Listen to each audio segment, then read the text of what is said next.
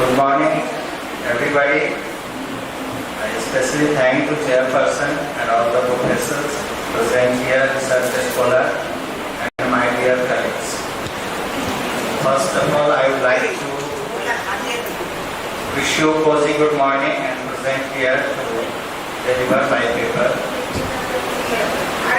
My topic for this caste and trade exhibition in Mulkraj Anand's Untouchable.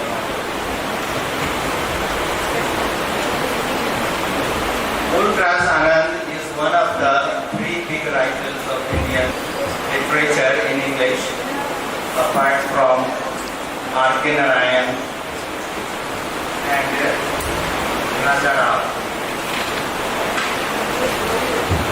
He is especially known as the pioneer of English literature, and he just has taken the caste discrimination topic from this Untouchable, and he expresses his views that even today the novel has been published in 1935, but still the caste discrimination is still alive, and people feel that in this discrimination they don't get proper opportunity to get success in life. They have to face different kind of problems from step to step in the society, and that has driven from Mulkraj Anand in his novel Untouchable. His novels mainly focus on the lives of poor people belong to the downtrodden caste, and his different problems in the society while you want to get progress in life. And it is all about the story of Bakha's one-day struggle when he faced that the Indian people, that is his own people and the member of the society, treated him very badly, and he student gets such type of opportunity to develop his personality, his career. But even the English people at that time supported him and keep him with his houses, and he cleaned latrine and other activities. Still, the English soldiers play with him hockey and other activities, but the Indian society never accepted such type of people in his houses. He treated him untouchable, and it is a great and major problem of that time. Still after the freedom India got, there is a problem still alive. And in this novel, Anand encourages equality and human dignity. And Anand became a strong voice against poverty, caste discriminations and social injustice. The main objective to study this paper, I find out that to examine the representation of caste discrimination in Mulkraj Anand's Untouchable, and to analyze Barkha's struggle in the society, and to study the effect of caste discrimination in the development of one's personality, and to explore Anand's views on equality, human dignity and social respect. The novel doesn't simply tell the story of a young boy, it also represents the life of thousand people belonging to the same category of the society. And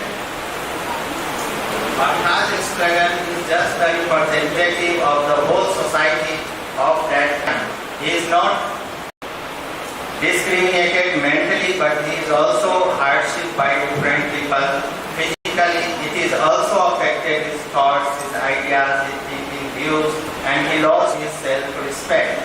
And he thinks that to live a life like other people live is just like a daydream for his life. And he admires the British soldiers. Why?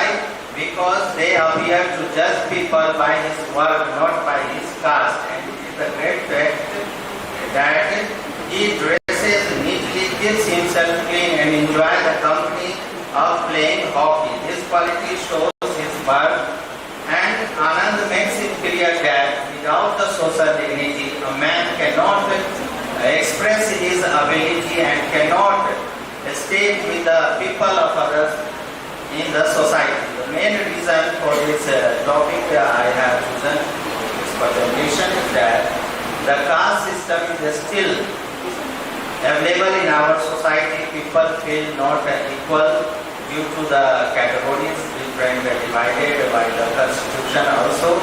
But it is also the truth that we have to face this kind of discrimination and each and every places of the society. And I think as a human being, we must think about first that caste is the another part. If we are going to elite people and if we are educated, then we need not to consider the caste a barrier for the society.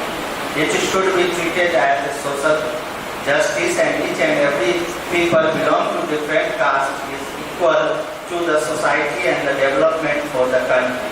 Thank you very much for your attention. Mr. Amar Kumar has delineated the picture of society, the caste-ridden society. The very underlying truth is that one should not abhor anybody. Everybody is honorable, everybody commands our respect, everybody is equal in the society. And Mulkraj Anand has tried to explain that nobody is inferior, nobody is low. There should not be any discrimination between high and low. So Mulkraj Anand is very neat. Just that you all have to show the underlying truth in your paper. Whatever you have produced, there must be an underlying truth. You have to reveal the truth. You have to explain within 5 minutes whatever you want to explain. Thank you, Mr. Amar Kumar, that you presented your paper and you proved that there should be a casteless society. Nobody is either or low, everybody is equal. Thank you. Dr. Ron Asman, Assistant Professor, Department of English, UC College. Dr. Ron Asman. Dr. Ron Asman. Dr. Abdul Aziz PK. Dr. Abdul Aziz Sidi, Research Professor, RMA College. Loya College.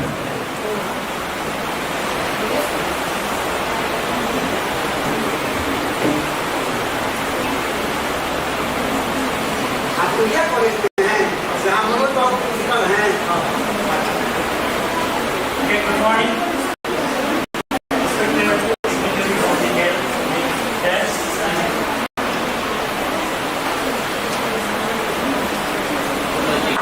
Okay. So today my paper is titled, Critical Tradition, Critique in Indian Regimented Reading and Embodied Practice. What we have to do, reading is the soul of the, we have to present everything within 5 minutes. Because everybody is equal. Okay, so I will be taking 5 minutes only. So my overall point I wanted to make is that we are totally placed in a tradition of critique where people are judged based on their, how far they are able to critique something. Modern tradition itself, it starts from Immanuel Kant, and we have all over in our education system also, we always talk about critical practices in education system. So it's all about critique. If you want to be modern, you have to be, you have to exercise some sort of critique. If you cannot critique yourself, if you cannot distance yourself from the field, then you are not modern enough. Okay.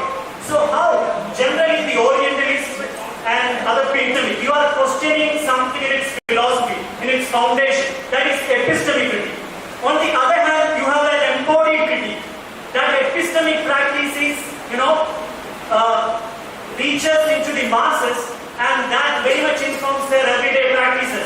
For example, if we can take the example of Buddha, once Buddha critiqued the dominant practices at that point of time, the dominant ideology at that point of time, then a lot of people joined Buddhism, they began to practice it, as we have seen in Theravada and many other Buddhist, classical Buddhist poems. There people are leaving their, the housemates are leaving their kitchen aside, and they are saying, I am free now. I am free from all these clutches of, this age-old turmoils and tribulations. Okay, they are asserting that very clearly. So you will find that kind of a sense of liberation in, Abhigyan Shakuntala also, in Vrikshagadikam also. There are some characters, they are trying to exist the existing tutelage, as Immanuel Kant's, that opening statement, what is a criticism, what is enlightenment.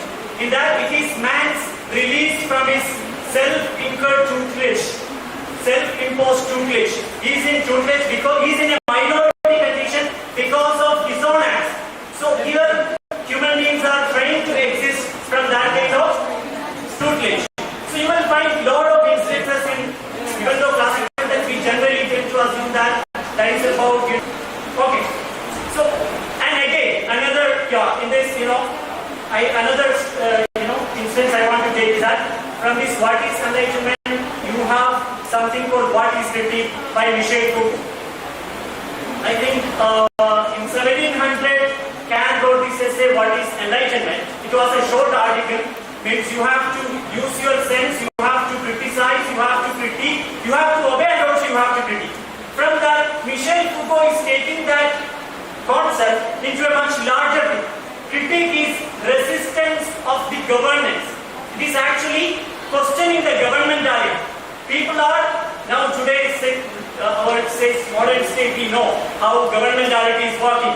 Each and every realm of our life is, designed in that way to rule. So here Michel Foucault is taking into it resistance to governmentality. So resistance to governmentality means, you cannot rule me as, whatever way you like. I have my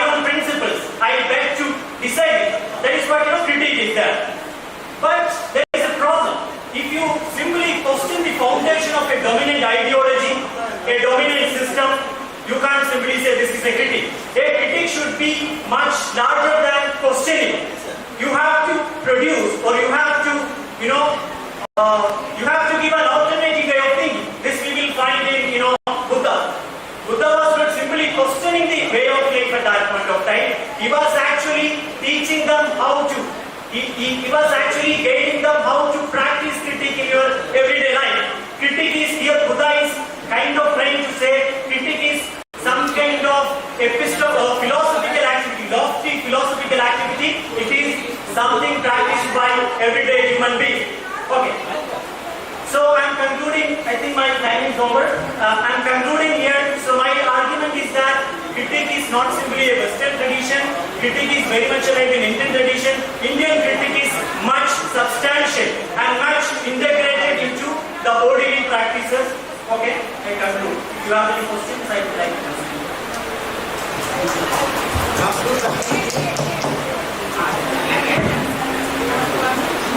I don't have any question. I would like to share my views with you. In Indian classical tradition, there is in philosophy, in every school of philosophy, or for every philosopher, it was a trend to talk in a way, in a methodical way, in which first they assessed the contemporary philosophies, and then they presented their counter arguments, and then they talked about their own philosophy. So criticism was very much in Indian philosophy, in Indian literary criticism. You will find such a text: bhavarth, shabdarth, samiksha, tika. Tika is always there. So criticism is very much a part of Indian literature, Indian literary tradition, and Indian philosophy. Thank you very much. Yeah, in support of your point, I think, not recently, in 2005, I guess, Amartya has this famous book called Argumentative Indian. In that Argumentative Indian is kind of trying to say how Indian tradition is very much rich. Even though we tend to assume that Indian tradition is a kind of a religious tradition, so you have that Charvaka philosophy where, you cannot simply write it down in history as this is only religious or this is only Vedic, this is only superstitious.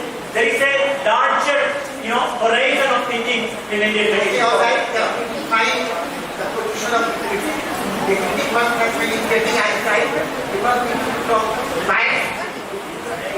We should not think, not give any responsibility. You are right. The function of a critique that must be clear. I think, critique, for example, generally scientificity is the concept of. Sir, I have to tell you, if one wants to be partial, one can be partial. If I want to be a feminist critic, I will be a feminist critic. If I want to be a Marxist critic, I will be a Marxist critic. There is nothing as neutral. Everything is, you are taking part with something. Even scientificity, there is one example is that science, we generally tend to assume that science is very much rational, very much, unbiased. But science is also very much biased. Black feminists have said about it, many feminists. There is this, feminists have a critique of science where they are saying feminism, scientists are biased by male prejudice. But once they talk about the human body, once even Aristotle, once we talk about Aristotle, he was saying that female have lesser teeth than male members. Without counting the teeth of his own wife, he was making that kind of an argument.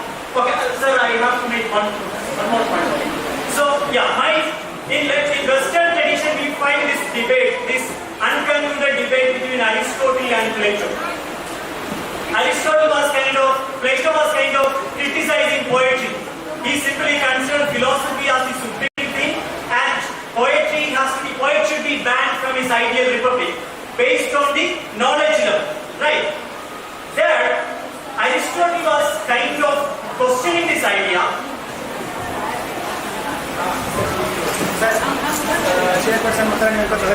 Aristotle was kind of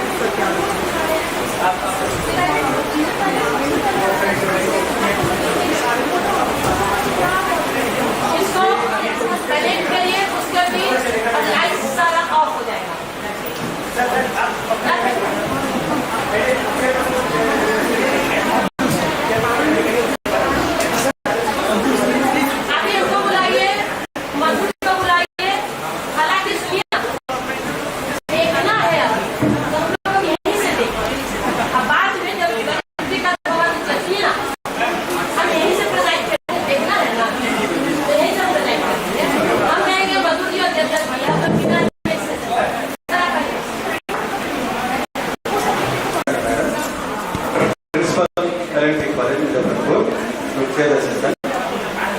Along with that, I also welcome Dr. Madhur Kumar as the plenary speaker of the session. I welcome Dr. Amita Singh ma'am, head of the Department of University Department of English, DIPR University. Dr. Nilima Ram madam,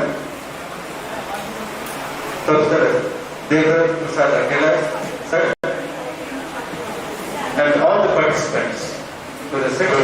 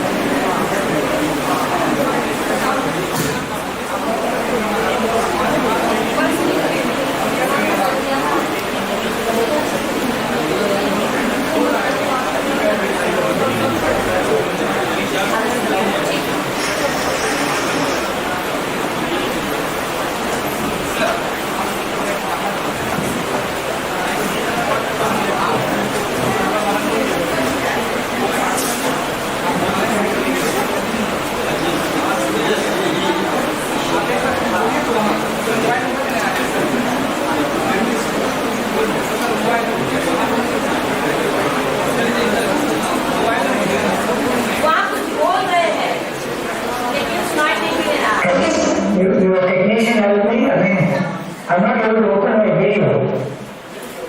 So it's a symbol of video symbol. You know. It's got your background here, na? Yes, sir. उसका कुछ problem है? आप background ना symbol रखो जो आपका camera background है वही रखो कुछ भी सिलेक्ट मत करो फीचर्स में ब्लर बैकग्राउंड आ रहा है उसमें, कुछ नहीं आ रहा। Okay sir please background and effect से उसको कैसे निकालूं मैं? उसको सिंपली हटाना होता है आप रिजॉइन कीजिए ना उससे वो सॉल्व हो जाएगा वीडियो से क्या होगा?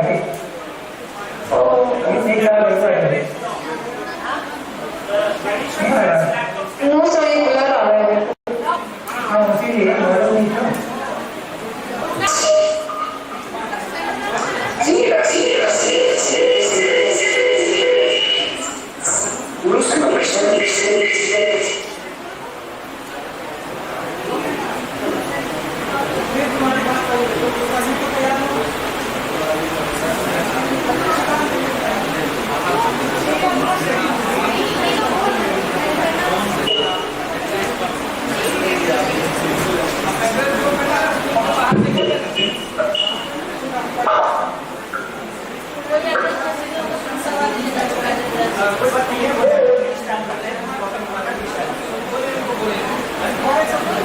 Good morning, sir.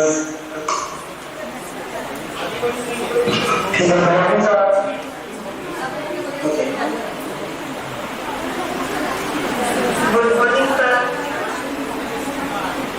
ये प्रोग्राम इज गोइंग ऑनलाइन यहाँ कोई ऑनलाइन नहीं करेगा ठीक है यहाँ आप सभी उसमें देखेंगे आवाज सुनाई देगी यहाँ किसी का फोन नहीं रहेगा ऑनलाइन ऑनलाइन वाले बाहर से करेंगे आप लोग अपना नेट बंद करिए यहाँ पर और जुड़ने की जरूरत है यहाँ इसी से जुड़िएगा हॉल में जो लोग हैं उनको जुड़ने की आवश्यकता नहीं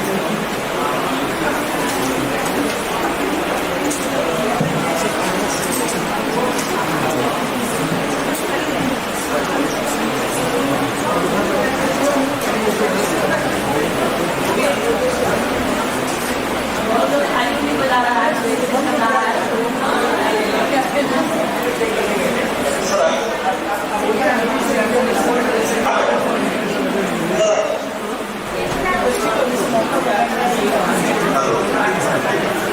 Welcome to our second day international conference, international seminar on youth, society and culture in Indian history. The speaker of the day, name of the speaker, the speaker of the day, D. Ganesh. Professor of Memory State University,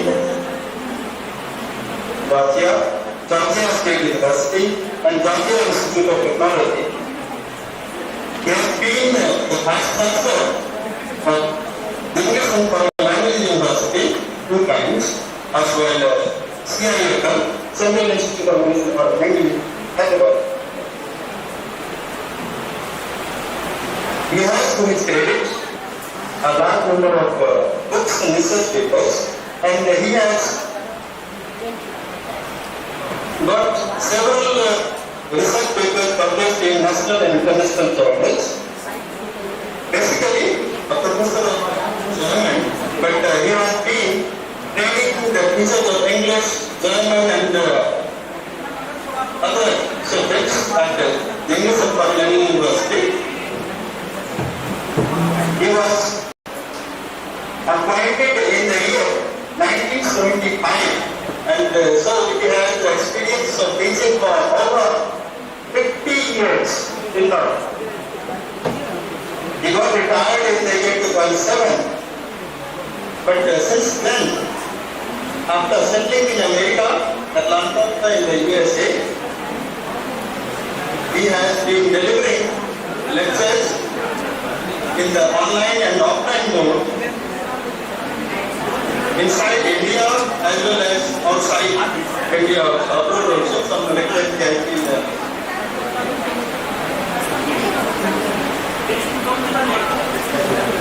he delivered some lectures outside India, like in Atlanta, in Germany, and in some other countries. Then he is teaching in the Georgia State University, Emory University, and the Georgia Institute of Technology, and Georgia Centrum in Atlanta. He was honored with Shadow and well-known Green Jersey by the German Democratic Republic for his success contribution to German philosophy. He has lived in Germany for 8 years and traveled extensively for Europe as well as countries such as Austria, Switzerland, Canada, Japan, Taiwan, Thailand, and Sri Lanka for academic assignments. Since the year 2007, he resided in Pacific Forest, Atlanta, USA, where he remains available for lectures, workshops, consulting in areas in journal literature and culture, technology, cross-cultural communication, and activism in the context of world India. Now, we all welcome such a great and charismatic personality to our clinic session. Welcome you, sir, for coming here in the online mode and blessing us with your benign words and gracing this conference. Thank you, sir. Thank you.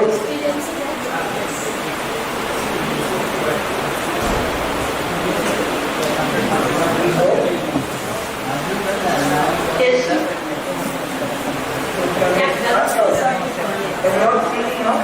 Yes, sir. Yes, Yes, sir. Yes, sir. is my voice okay? Yes, sir. Yes, sir. Yes, sir. Yes, sir. So, going by my name, I can be the name of Yes, sir.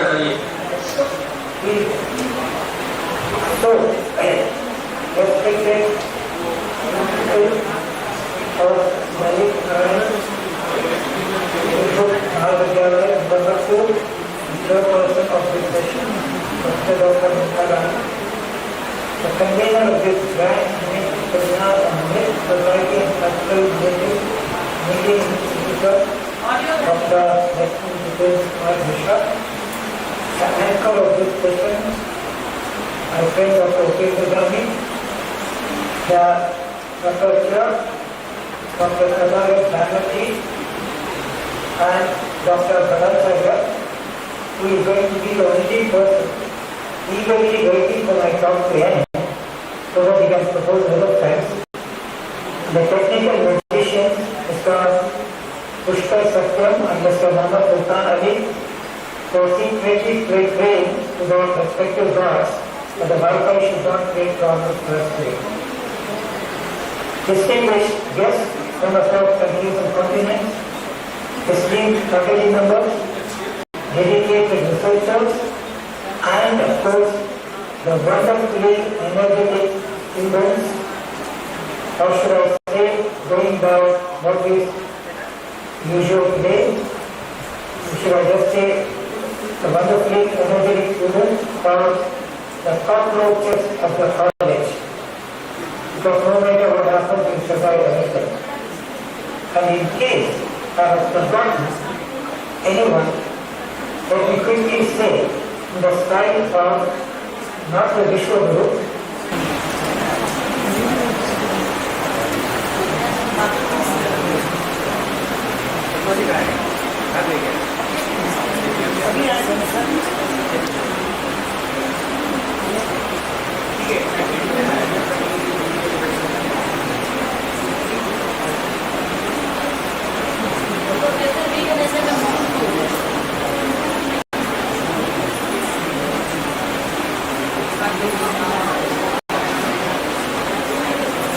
hello? Hello? Yes, sir. Yes, sir. Hello. So sorry, the technology is better again. Okay, let me continue now. Once again, my phone is okay, not the yours, right? Yes, sir. Okay. So good morning to you all. Now it is 11 a.m. here in the United States of America, which I call the United States of Apprehension. It is past midnight, 1:20 early morning. I am speaking to you from Atlanta, the capital city of Georgia, famous because of three things. Number one, the headquarters of Coca-Cola is in Atlanta. Number two, headquarters of the TV channel CNN is in Atlanta. Number three, the most important reason why Atlanta is famous, I live here since the year 2007, staying not out. I want to thank the organizers of this initial conference for taking the bold risk of inviting me to speak today. Instead of turning the fire and singing the legendary Bollywood song to me, मेरे अंगने में तुम्हारा क्या काम? Let me first tell you what I am not going to. I am not going to offer any big theory and confusion. I am not that kind of professor. You will be wondering why I am not using any PowerPoint. For me, language is a tool for direct communication between human beings, and no machine should take control over that problem. I am a teacher of the whole school. My Google is in my head, not only in my laptop. I do have enough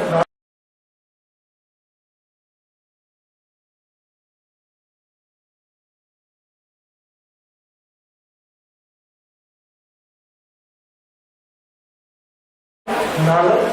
Enough knowledge, and a little bit of wisdom about the world. I will not speak a complicated speech. If you will ask me, for example, what did you have for dinner last night? I will never tell you. Well, I had actually split red lentils, slow cooked in a rich and creamy tomato broth, infused with aromatic spices and herbs, tempered with caramelized onion, garlic, and cumin seeds, finished with a drizzle of fragrant ghee, and garnished with a sprinkle of fresh green coriander. I won't use that kind of thing. To ask me what did you have for dinner last night, I will simply tell you, tarkara. Friends, this conference brings together participants in several states and places across India. From places like Ahmedabad, Bihar. Before I move into my topic, let me speak briefly about this place. Particularly for the South Indian community, which meant the province around the world bank. That was the old Sanskrit name. As language shifted, Sanskrit to Prakrit to afterwards, from Krit to Kate became Telugu. The meaning stayed, only the sound has changed. Telugu is part of Mithila, a region long celebrated for learning, art and scholarship. Today it includes Muzaffarpur, Sitamarhi, Shivpura, Purvi Champaran, Pashchimi Champaran and Vaishali districts that carry forward Mithila's intellectual spirit. So when we speak of Telugu, we speak of a journey from ancient language to modern identity, from classical Mithila to the academic world we inhabit today. And it is within this living heritage that we have gathered here for this conference. It's a privilege and honor for me to be here with you all in this land of stories, this land of memory, in this land of myth. We are gathered in Bihar, a place where narratives do not simply exist. They breathe, they run, they argue, they bless, they challenge. My topic is myth, society and cultural narratives in Indian literature from Mithila to globalization. Reclaiming myth, self-culture, identity and voices and modernity in global India. I want to begin with a simple proverb that many of us have heard from our elders. A proverb that carries the fragrance of lived wisdom and the sharpness of lived experience. नदी किनारे खड़े होकर प्यासा रह जाना, नदी किनारे खड़े होकर प्यासा रह जाना. Standing beside the rock, yet remaining thirsty. It's a proverb that gently mocks it, lovingly scolds us, and quietly teaches. It reminds us that sometimes the most valuable thing lies right in front of our eyes, flowing abundantly, shimmering brightly, waiting patiently for our attention, but we fail to recognize it, fail to reach out, fail to pray. Therefore, today, I want us all to recognize what lies right in front of us. I want us to recognize our Indian myths, our Indian stories, our Indian cultural memory, our Indian literary imagination, our Indian intellectual heritage. They are not distant treasures, they are not locked in archives, they are not hidden in temples, they are not buried in the centuries, they are right here beneath our feet, in our breath, in our egos, in our festivals, in our quarrels, in our humor, in our books, and in our thoughts. What do we do? We don't look at our own treasure. We look to distant places for inspiration. We quote Western theorists with great conflict. We cite European philosophers with great pride. We reference American critics with great enthusiasm. Sometimes, in this global parade of citations, we forget that the soil beneath our feet contains a deeper archive than any library we may visit in India or abroad. We forgot that our own land is a living learning. We forget that our own stories are intellectual capital. We forget that our own myths are philosophical laboratories. So, let's look at Bihar. But before I go on, I want an explanation for all the South Indians who are listening to my talk. From my name you can guess, my mother tongue is Tamil. It's not Tamil, and nothing like Tamil. Tamil, I speak Tamil. I also speak Telugu, Kannada and Malayalam. I just speak only 10 languages. And if my South Indian friends are wondering why I am saying things in Hindi, I will say other things in Hindi. I want to tell them something in Tamil so that they understand why I am saying. என்ன விஷயம்னாக்க எனக்கு தெரிஞ்சது அவங்களுக்கு யாருக்கும் மொழி தெரியாது. வாழ்க்கையை இருந்த பிள்ளைப்பாரு திறமையான புலமையை அதை கடனாத்தான் மனப்பாடம் செய்தது வேண்டும்.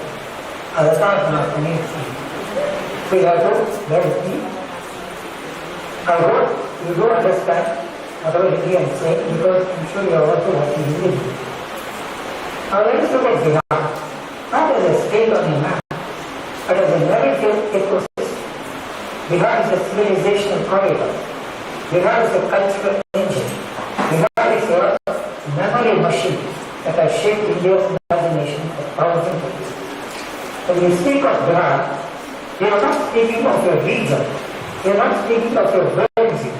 We are speaking of a narrative tradition. We are speaking of a civilizational rhythm. To our north, is from the north, lies Mithila, the land of Janak and Sita, a land where philosophy and poetry always work hand in hand. A land where metaphysics was not confined to scholars but lived in the house. A land where Sita is not merely a character but a cultural film, a moral compass, a philosophical question. Mithila is a place where wisdom is not shouted, it's woven gently into every day. To our south, from Tirhut, lies Vaishali, one of the earliest republics in wilderness, a place where democracy was not a borrowed idea, but a lived fact.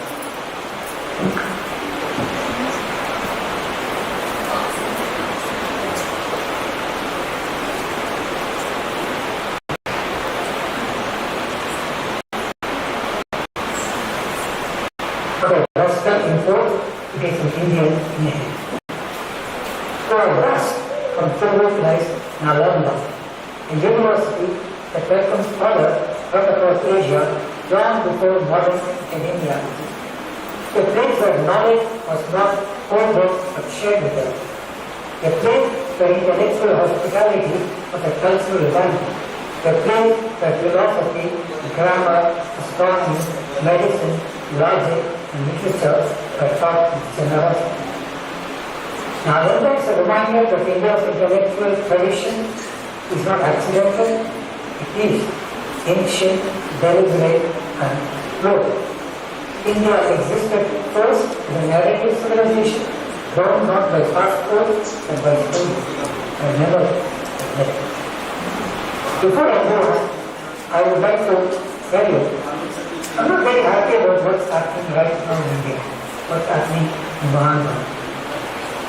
I would express my feelings in the words of Jaishankar Prasad and his आंसू मेरी हालत आज ऐसी है तो मैं देखता हूँ इंडिया में क्या क्या हो रहा है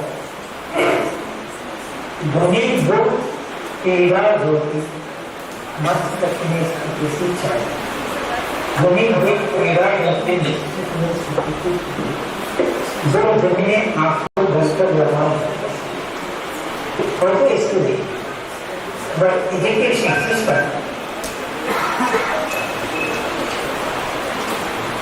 the reason is that today our education system has reached a dead end. To put it in my own opinion, निकले थे कहाँ मालूम नहीं निकले थे कहाँ मालूम नहीं पहुँचे कहाँ निकले थे कहाँ जाने के लिए पहुँचे कहाँ मालूम नहीं रास्ते में भटकते भटकते मुसाफिर को मंजिल का निशान Indian English literature, which is the author for Indian writing language, today is one of the most important spaces where these Indian myths, classical, regional, suburban, tribal, diasporic, and digital, were being reimagined for a globalized world. Before I proceed, I'm a professor of German. I talk like a German. I don't talk like an Indian. But it is tradition. मैं दूध को दूध बोलता हूँ, पानी को पानी बोलता हूँ. मेरे सामने कुछ बोलना कुछ बोलने का आदत है. So I want to make some very, very critical remarks, thought-provoking remarks about Indian English literature. Those of you who are teaching English may get very angry with me. But if you get angry with me, I'm happy, because that's what I want. Indian writing in English is very often introduced to all of us as a very happy family. It's Indian writing Indian. It's Indian literature. No, food is absolutely wrong.